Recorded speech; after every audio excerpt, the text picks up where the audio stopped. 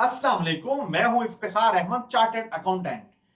दुनिया की जदीद इकोनॉमी की सबसे बड़ी खूबी ये रही है, जो बहुत तेजी से डेवलप कंट्रीज हैं, उन्होंने अपनी पेमेंट्स को डिजिटलाइज कर लिया है।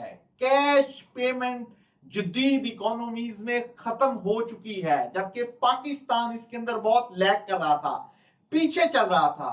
बिल आखिर स्टेट बैंक ऑफ पाकिस्तान ने कुछ अच्छे स्टेप्स उठाए हैं, जिसकी वजह से डिजिटलाइजेशन कंपैरेटिवली बेहतर हो रही है।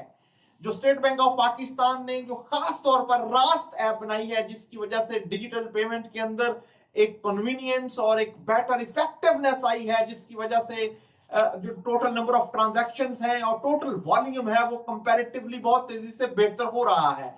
स्टेट बैंक ऑफ पाकिस्तान ने जो डाटा रिलीज किया है, उसके मुताबिक 2024-25 का जो थर्ड क्वार्टर था, उसके अंदर जो टोटल नंबर ऑफ ट्रांजैक्शंस हुई हैं डिजिटल पेमेंट की ट्रांजैक्शंस, वो 2 बिलियन ट्रांजैक्शंस हुई हैं। और उसके अंदर जो टोटल वॉल्यूम है और टोटल बिजनेस है, वो 48 ट्रिलियन अमाउंट का जो ट्रांजैक्शन हुई है। जबकि जो ओवर द काउंटर ट्रांजैक्शंस हुई हैं, जो बैंक के अंदर जाके ट्रांजैक्शंस हुई हैं, वो 267 मिलियन है।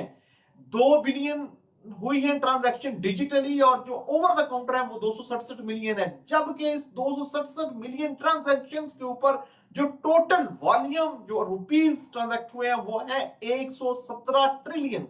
तो इस वजह से रास्त के ट्रांजैक्शंस की वजह से इसके अंदर कुछ इंप्रूवमेंट आ रही है, क्योंकि इससे पहले जो क्रेडिट कार्ड की पेमेंट थी, उसके ऊपर 1.5% चार्जेस कट रहे थे। रास्त की ट्रांजैक्शंस की वजह से वो चार्जेस अब खत्म हो चुके हैं।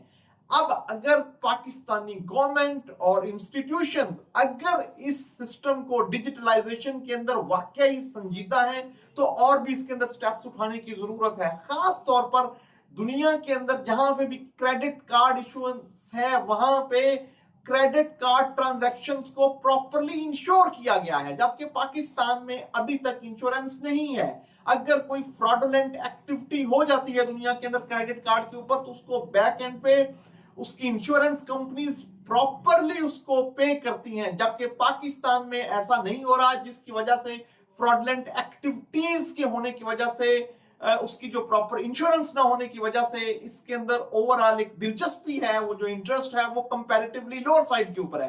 तो फॉरेन गवर्नमेंट अगर ये चाहती है कि इस कैशलेस सिस्टम को लाया जाए, डिजिटल ट्रांजैक्शंस के सिस्टम को इंप्रूव किया जाए, तो अपनी साइबर सिक्योरिटी के साथ साथ इंश्योरेंस सिस्टम को भी साथ उसके साथ इंजेक्ट करना होगा, उसके साथ एक लिमिटाइज करना होगा, ताकि एक बेटर सोल्यूशन आ सके कस्टमर्स के लिए, इंडिविजुअल्स के लिए, कॉर्पोरेट क्लाइंट्स के लिए एक ओवरऑल बेहतर इन्वायरमेंट हो। इसके लिए गवर्नमेंट को भी बहुत फायदा होगा।